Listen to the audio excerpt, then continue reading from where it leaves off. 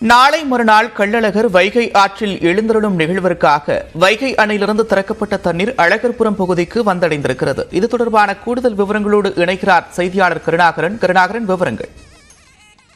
நந்தா, வருகிற 23ஆம் தேதி காலை 5:51 மணி முதல் 6:10 மணிக்குள் தங்க குதிரை வாகனத்தில் கள்ளழகர் வைகை ஆற்றில் எழுந்தருளுகிறார்.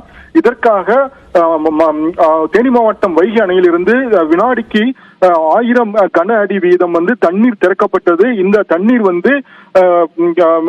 வைகை அணை வழியாக தற்பொழுது இந்த மதுரை பகுதியை எட்டியுள்ளது.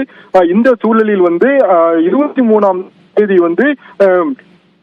அந்த இறங்கும் பொழுது மதுரை அந்த வைகை ஆற்றில் தண்ணீர் சென்று கொண்டிருக்கும். அந்த தான் வைகை ஆற்றில் கள்ளழகர் வைகை ஆற்றில் எழுந்தருள்வார்.